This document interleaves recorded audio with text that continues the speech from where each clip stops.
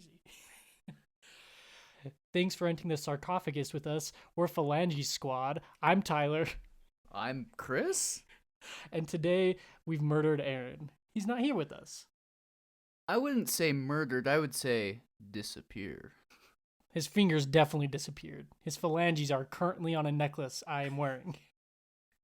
You know, I love his pinky finger. It's just so long and cylindrical. I love me a good cylindrical pinky, that's for sure. But yeah, no, it's just me and Tyler Boy today. It's kind of romantic. He came in Maybe and I had a little like too much. candles set up. I was like, "Oh, are we eating something?" I had an aged bottle of grape juice I left on the porch in the spring heat. You know me, I love fermented grape juice. It's the best. It's better than prison wine. What's prison wine? So prison wine is you get a plastic sack. And what you do is you fill it up with water, and then you put like fruit, of course. So like you get your mandarin oranges, you get your grapes, you get your watermelon, and you put it in the toilet, and you let that ferment, and you can go blind from drinking prison wine.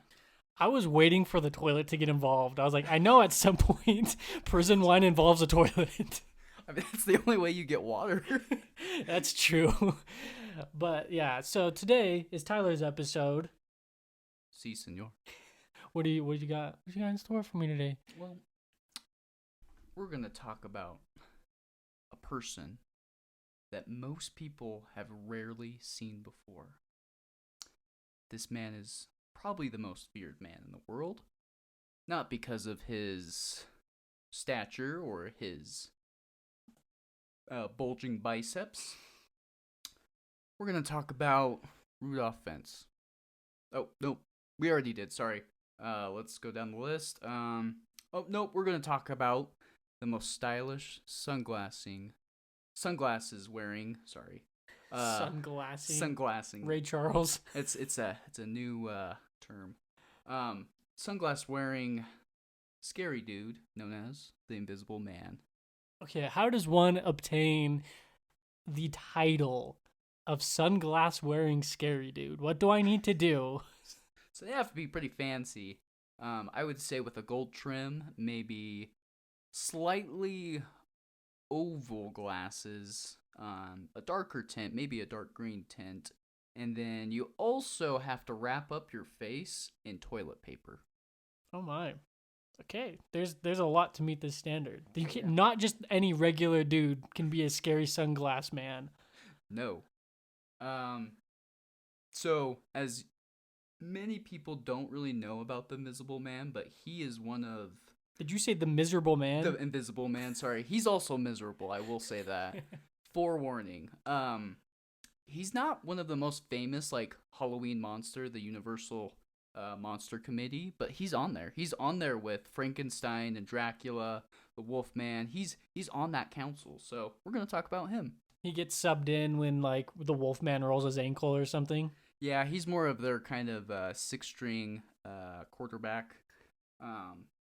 Not very well known, but he is very popular. And he's getting the big bucks. Oh yeah, of course. With those sunglasses, who isn't? Me, I don't have sunglasses like that. I can't even afford the toilet paper part of the scary sunglass wearing man thing. This podcast isn't making me any money. The pandemic has hit us hard, everybody. Me and Tyler have been cuddling in an old washing machine box for warmth every night. It's hard to survive. I was gonna say a joke, but it's probably inappropriate. This is family friendly. So we're gonna talk about his origins. First off, so he comes from an actual book, which is amazing because I hardly read books.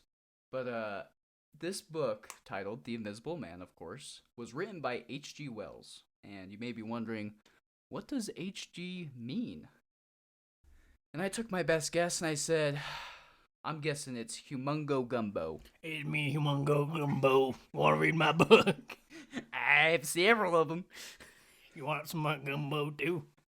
It actually means Herbert George, but I like Humbo Gumbo better. Yeah, I'm gonna go with Humongo Gumbo. But I'm sure most people who read know this man because he has written a lot of famous books. Some call him the father of science fiction. He's written War of the Worlds. He's written The Island of Dr. Moreau, and he's written countless other books, but this dude's popular. Yeah, War of the Worlds had like is a big deal, right? That caused like a panic, didn't it? Yeah. So what Chris is talking about in 1938, Orson Welles, different dude, not related, sadly. He did a radio program reading this book to, I think it was London, and there were some people, not granted, not everybody, but some people were like, "Is this real life? Or am I going to get abducted by the aliens and being probed?" The answer was yes. They did. Actually, that actually happened. Um, but yeah, so yeah, everyone thought that aliens were coming, all the lizard people, which they're already here. So Oh, the jokes lizard on them. people have been here, right? Yeah, they've been here for several years. I mean, this is the only reason why I'm doing the podcast, because the lizard people made me do it. They're not funding you very well if you have to cuddle with me in an old washing machine box, but in the back alley. Yeah, they pay me in their scales, and I can't convert that to American dollars.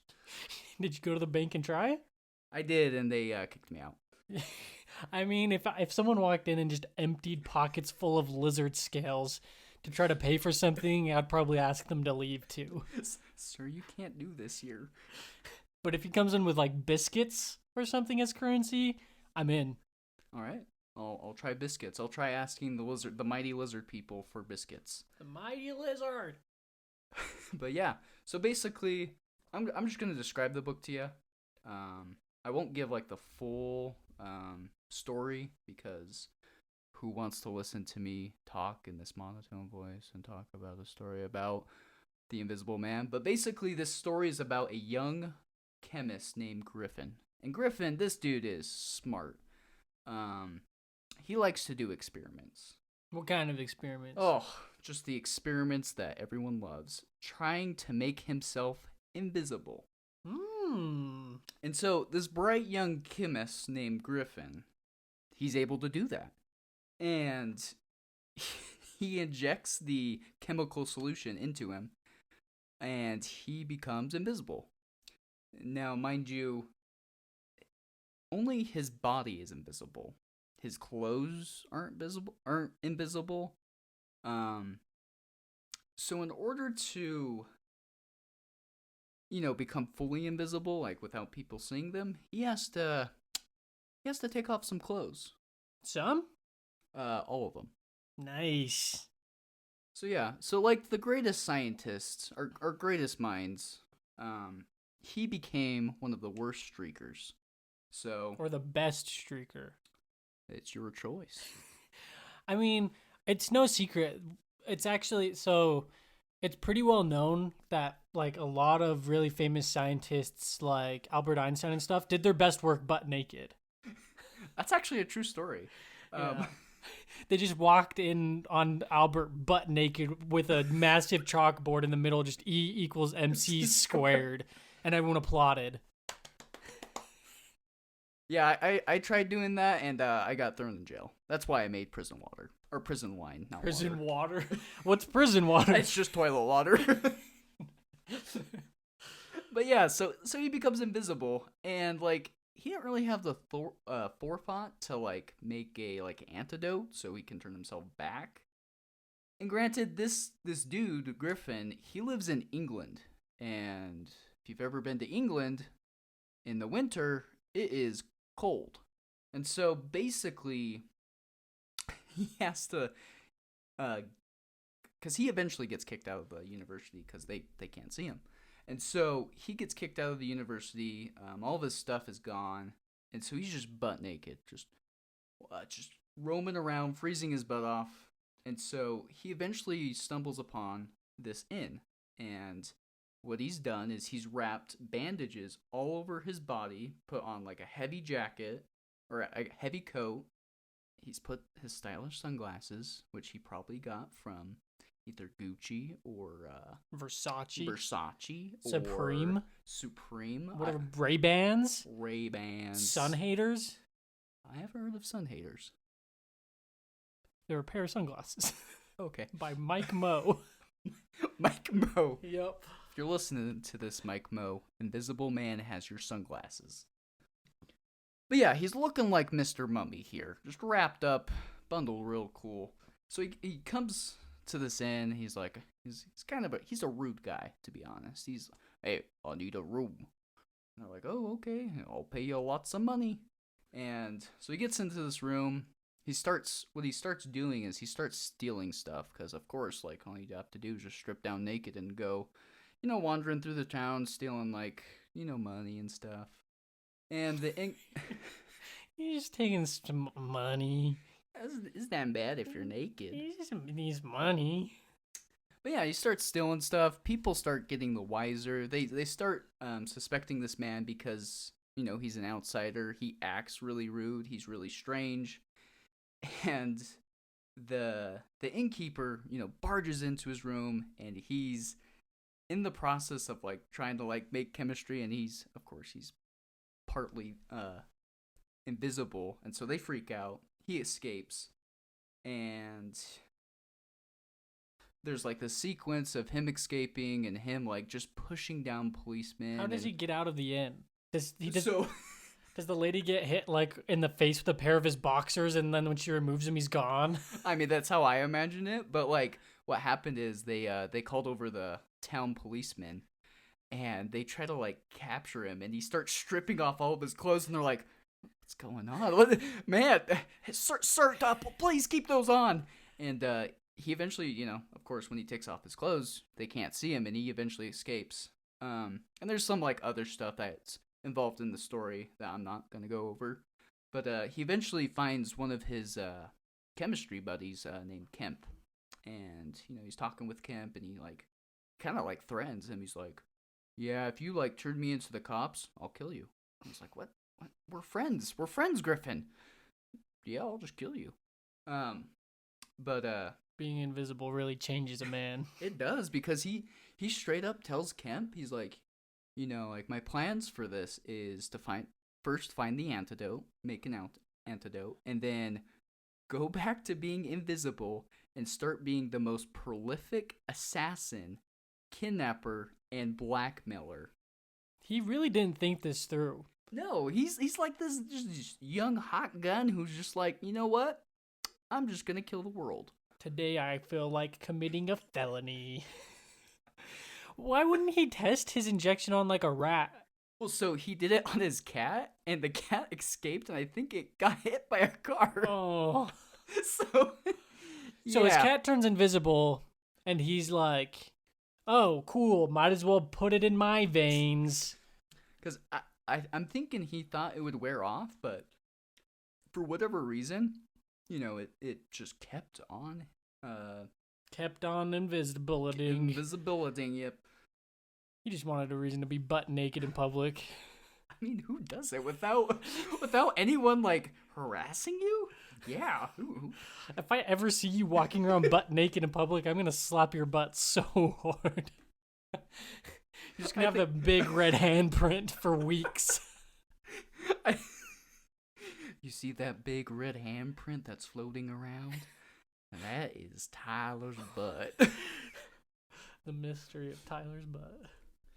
But yeah, so Kemp becomes kind of like scared, of course, and he's kind of freaking out because his best buddy Griffin is just, he's gone psychotic, and so he eventually calls the police on him. And what is Griffin's brain cells gone invisible too? You know what I'm saying? But like, yeah, so Griffin, of course, being the visible man, escapes again, and so while he's escaping, Griffin, he says, "Hey, you know what? I'm gonna kill you, Kemp. Maybe not today, maybe not tomorrow, but I will kill people." And he legitimately does that for about, I think, so in the book, I think he does that for like a week or a month, but he legitimately just kills people. Can I tell you a funny story? Yeah. So, in high school, Mm-hmm. there was a time where the bathroom got lit on fire and we had to go, you have to evacuate. And we went and sat outside. I promise this leads to. Wait. Can I ask you, because we went to the same high school, what bathroom was it? So it was the one down by the, oh shoot, I get it mixed up. There's the courtyard and the commons. What's the one that's not by the that's where you get like lunch and stuff? So it's not the one with like the stage, it's the other one. Yeah, so that's the That leads up to like the A wing with the English building and stuff, you know? Oh man, because I would eat in the opposite. I would eat where Yeah. the stage is. I want to say the one with the stage is the commons and the courtyard's the one. So Okay. it was right by the weightlifting room in the gym, like Right. basketball gym. Mm-hmm. I think I remember hearing that because I think I was already graduated. Yeah, because what, you're 2 years ahead of me? Yeah. Yeah, um, so it gets lit on fire. We're outside for a good like hour and a half to 2 hours, right? Yeah. And my friend comes up to me. He was in a different class at the time. He comes up to me and he's like, "You won't believe what just happened." And I was like, "What?" And he's like, "The kid sitting next to me just looks at me and says, 'I'm gonna light the bathroom on fire,' and then just leaves." And the next thing we know, the bathroom's on fire. And it just kind of felt like that's how Griffin is. Like, I'm gonna just gonna kill do it. someone. I think I'm just gonna kill someone. But yeah, like this guy's like he has no like almost like no morality, like no moral obligation to anyone. He doesn't care about anyone. And so eventually he comes back to kill Griffin. The cops finally like they go ham, man. They like call in all these other like policemen, and they eventually like catch up to him, and they shoot him because he ends up like failing to kill Kemp, and they just shoot him. And like it's weird, like when he dies, his body appears again, and he's just this albino like freaky dude. So like the moral of the story, kids, don't do drugs, don't inject anything. Another high school thing was my nickname was Albino Freaky Dude. Hey man, albino freaky dude, come sit with us. Yeah, so he fails at murder. He's got he's literally invisible. How could he not pull off this murder? To be honest, I don't know. It's pathetic. Griffin, you fool. But yeah, so I mean, I've never read the book. I've only It's a seen good read. parts of the old movie, and I've only seen parts of the 2020 movie.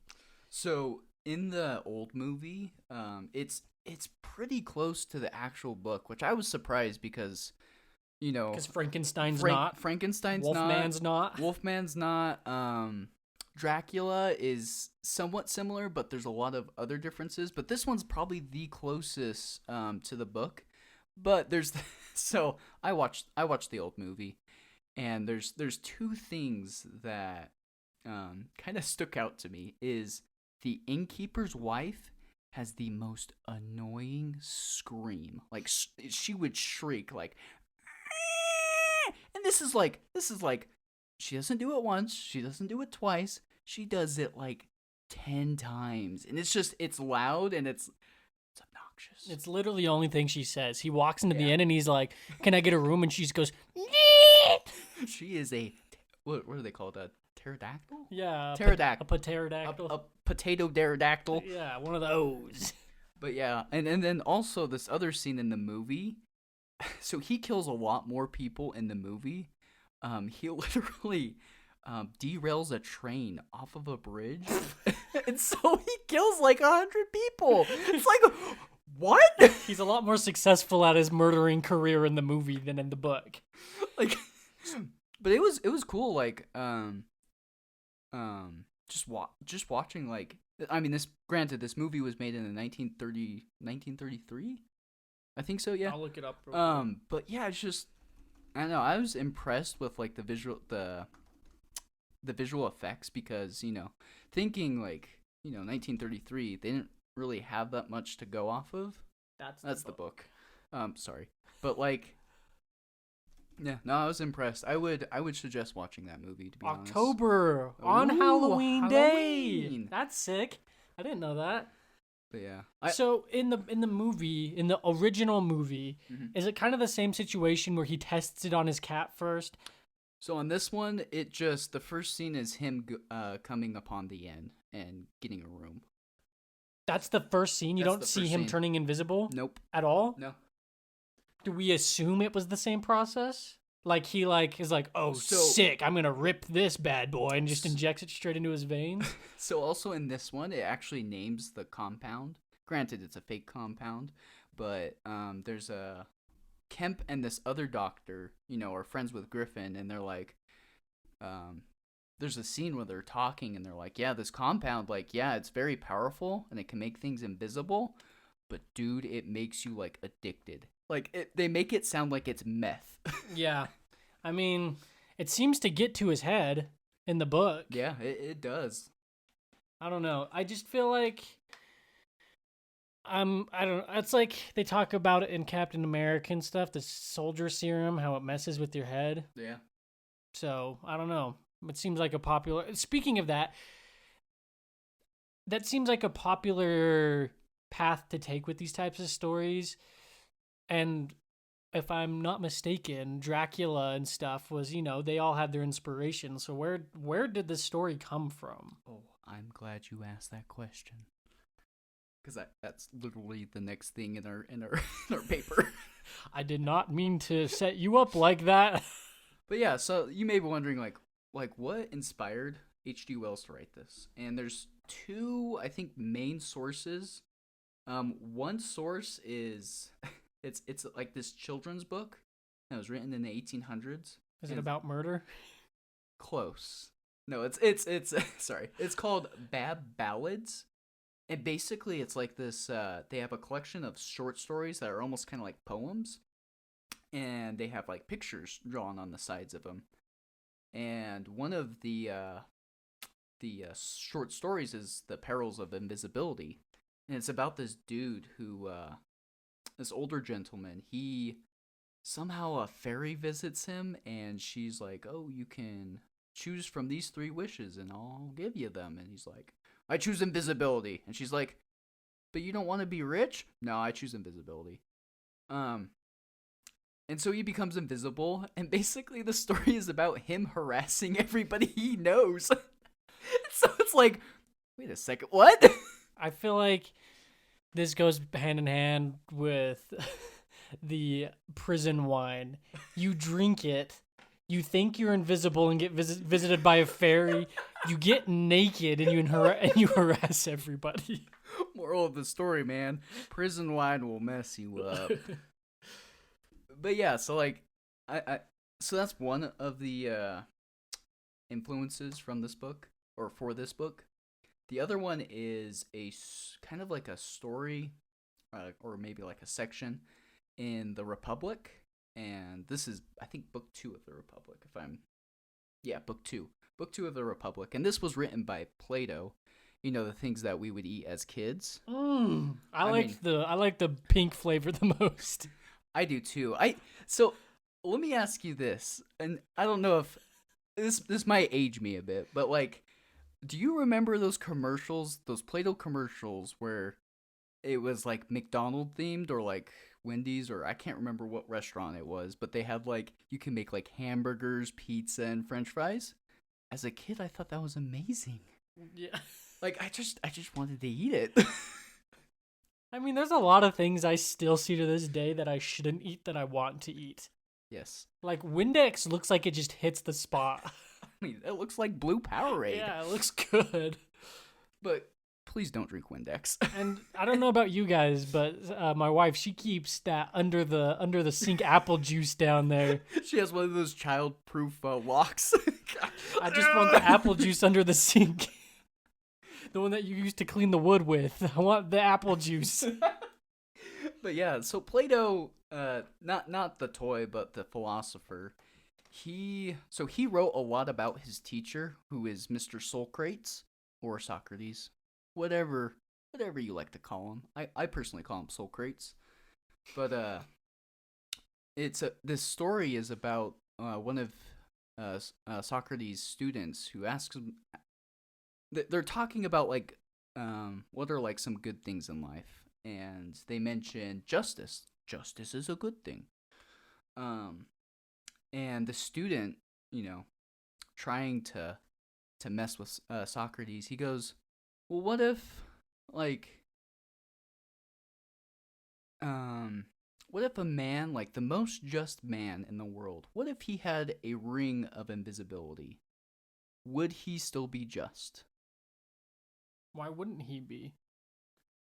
Well, so the student's line of thought is if no one can see him or identify him when he's doing something bad, would he still be good? I mean, no, he's doing something bad. Well, I mean, like in like society. What is preventing him from doing something bad? Hopefully, morals.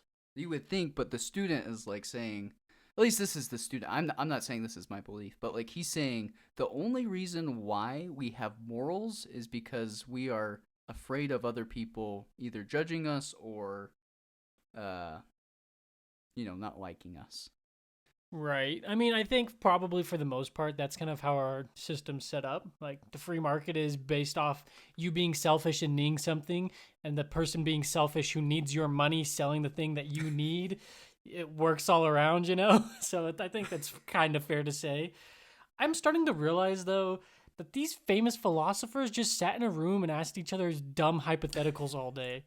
So hypothetically, if you had a quart of prison wine and you had a ring of invisibility, what would you do? So hypothetically, I would do this and this and this. If they sit there and just ask dumb situations over and over, they're bound to get like one or two good ones every once in a while. Yeah, no, I agree with that. And I think like this is like why Mr. H.G. Wells, wrote this story was to like, kind of expand his view of like, well, what if that person did become invisible? Like, what would happen? And he killed a whole bunch of people. Plato's like, Socrates, so like if I had knife and then I stab with knife and you die, am I bad? Maybe a little, maybe not. I just feel like that's what it was like in those rooms. Yeah, but yeah, so those are like the two main sources or things that he took inspiration from to write this book. But yeah. So yeah, pretty cool, right? Yeah. Yes. I love it. But I have a question for you, Chris. I have an answer. So if you were invisible for one day, one whole freaking day, like the Invisible Man. So mind you, don't say anything weird because you're gonna have to be naked to be invisible. What would you do for that day? I'm butt nude. Yep. No one can see me. Correct. Cinderella at midnight. I'm naked in public if I don't get home in time. True. So you can't go too far. Yes. Also, never mind. Sorry, I was gonna ask you something else, but continue. I don't know. I'd pull a lot of pranks. Okay. I would go on a long jog, so I'm nice and sweaty. I like this. And then when someone stops at a stoplight, I'm gonna put my butt cheeks on their windshield, so you just see sweaty butt print. And like, I don't know. I might sneak into somewhere I'm not supposed to be. Obviously, if I could tell like someone didn't need all the money they had, I might take a few bucks. Yeah, who wouldn't? I mean, why not? I don't know. I'll probably, definitely walk through some back areas of places I'm not supposed to be at, I would walk through some government buildings. I would love to walk through government buildings. Yeah, I would, stuff like that. Do I know what's happening or do I just wake up and I'm invisible? So that's the thing is, let's say, so for my situation, I would want to know. But like, let's say like on April 30th, you were going to be invisible. Right. What would you do? I would probably do some research and like travel to a place where I can go somewhere I'm definitely not supposed to be to like uncover some secrets or something. And so that way it's like I have a hotel room to get at by midnight, so I'm not butt naked in front of the president or something. Mr. President. Where we have a problem. Yeah, that's probably what would you do? So I've been thinking about this. What's the one place that we have talked about? Disneyland. Yes. So this is my plan. I would go to Disneyland. I would sneak into the underground. To find Wampler's head? Yes. I need to find you, Wampler. I need to save you. So let's say you find Wampler Disley's disembodied taking head. it. Are you gonna put it on over your head so Yes. his disembodied head comes floating through the park? And I'm gonna command all the workers to like, hey, give me a bottle of water. Hey, give me that churro. Like become like the overlord of Disneyland, and yeah, I think That'd that's a be cool. good move. But yeah, like I've always like wanted to see like what's the underground like, and see if there's any hidden secrets. I'm talking to you, Disco Debbie. He's down there. Oh, I'm guessing.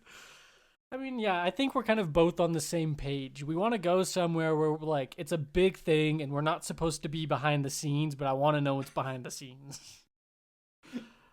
Yeah, I don't know.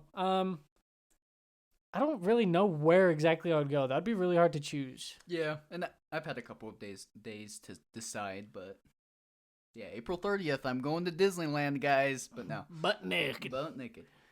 But yeah, and I was also looking up like technologies because I was wondering like, hey, like have we come up with like technologies that like render things invisible? And we kind of have, in a way. It's not like a serum that we take, but it's more of like an object, and it's called quantum stealth.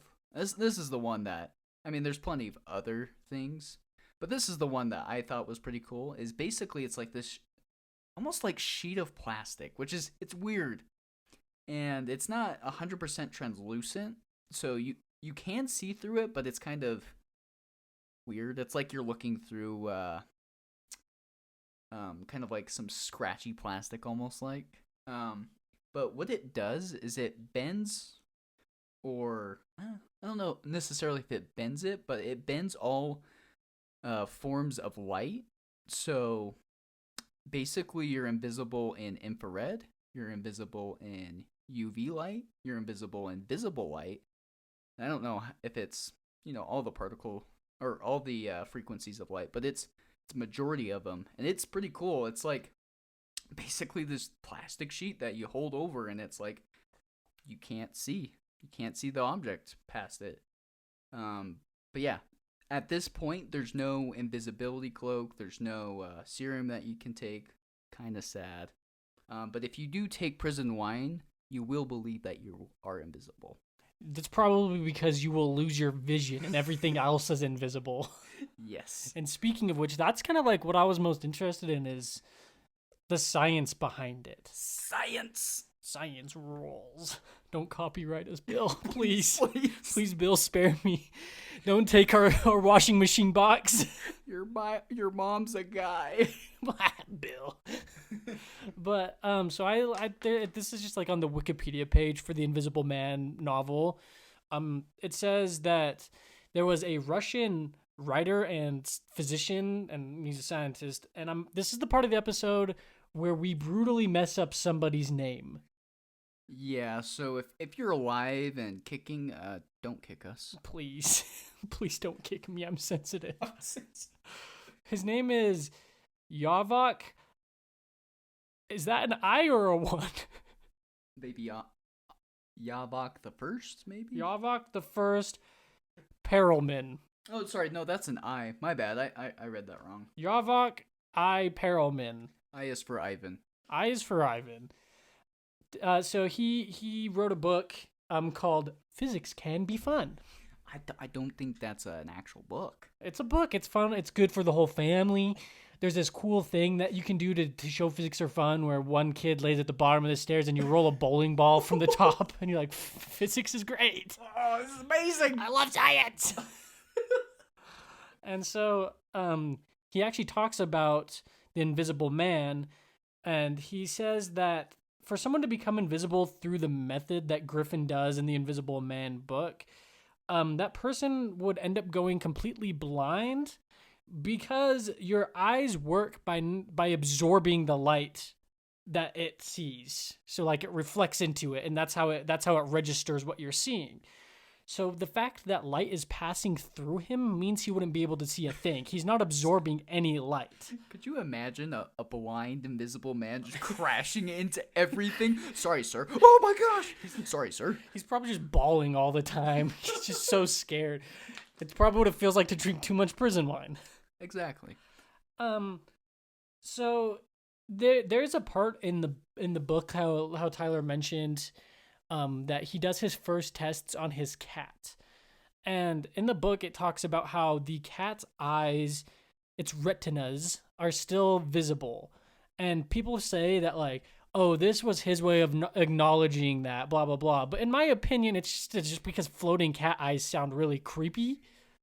Well, and also, I feel like that in the book, I feel like that kind of symbolizes that it's a process over time, because in the movie, not the movie, the book, it kind of like describes him like, his skin becomes translucent, he can see his bones, and then those disappear. So I feel like it's more of like showing that it's a process, not like just instantly visible. Right. And to be honest, blindness would suck, but over time, that would become the least of your worries because if you're not getting any sunlight, your immune system's getting weak, your body's not producing nearly as many red blood cells, your bones are getting weak, you're just gonna fall apart as a human being.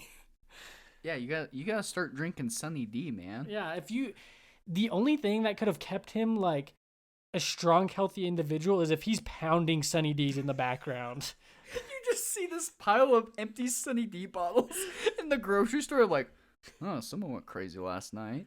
Seriously though, like I mean, I don't think it's proven that you need sunlight to survive, but it's a big part about being healthy is getting your vitamin D. Yeah, so to those our listeners who stay inside most of the days, please go outside and say hello to Mr. Sun. It's the baby from Teletubbies. Yeah, Teletubbies. Honestly, if that were true, I would be scared to go outside. Yeah, I mean, it is kind of scary. I mean, the sun would start crying, and you'd be like, what is wrong? What if it implodes? Would it start screaming? Light just starts spewing from its eyes and mouth as it cracks and splits. I have seen your eternity. But so that seems like a big issue, right? It's science fiction, whatever. Who cares? But like I said, I've only seen a part of the new 2020 Invisible Man, but they kind of actually fix it in the new Invisible Man. I've seen it too. It's pretty good. My wife is terrified of it. We should totally watch it. I've only seen part of it. It seemed the little bit I saw was great. But pretty much the Invisible Man in this one, it's got a little bit of a different story.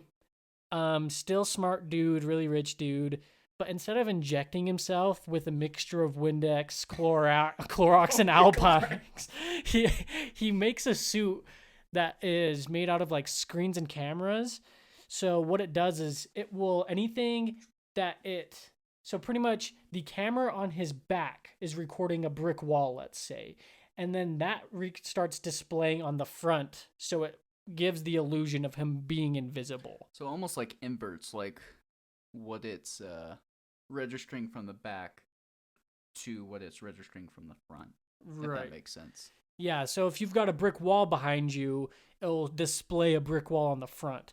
But if you've got sunshine and rainbows in front of you, will display that on the back. So anyone who views you from the back, blah, blah, blah. And there's still kind of a big plot hole there because I feel like you would still be able to see like weird trippy things happening. Well, yeah, it's almost like if you've ever played like Doom, like the old Doom, there's this creature that's invisible, but you can kind of see it like shimmering, like almost like you can see like the depth. That's the thing. The problem with invisibility is you will pretty much always see the depth of the object that's moving across. Right, and there'll be the distortion because his body shape isn't a flat wall. Correct. Yes. And so, yeah, it kind of gets around the scientific part of why injecting bleach in your veins doesn't just kill you. But yeah, it seems really good. There's the part I saw is like the mental hospital and his suit's malfunctioning yeah. and stuff, and it looks really cool. Yeah. But so yeah, it seems like a good watch. I should probably watch it. But so yeah, what I'm getting at here is do not start injecting foreign liquids in your veins.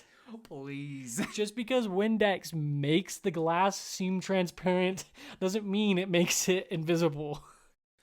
Also, we've had several listeners, when we did our Frankenstein episode, dig up graves. That's not cool. Quit stitching puppies together, please. We're talking to you, Hudson. Stop. Knock it off. But yeah, so, I mean, that's pretty much all I know about the Invisible Man. That's all I know. I think we can safely... I mean, the dude gets shot and killed. He gets shot and killed. I mean... So we can carry his body to the crypt and gently put it in. Maybe throw it. I think this can be our real official funeral that we've ever had. Yeah. I would like to say a couple words as his eulogy. This guy killed a lot of people, and yeah, he should be dead. I thought it was pretty cool when he killed everyone on the train. I mean, granted, there was a lot of people, but I've never seen a derailed train before. I hope you have fun burning in the fiery pits of the nether. No, there's the pigman! Ah! But yeah, I think that wraps this up. Giving the man a proper burial, spit on his grave a few times. Lock the key. Yeah, you don't want anyone getting his suit or serum. But I think the only way to end this is with a nice, juicy, serumy, invisible kiss. Oh my.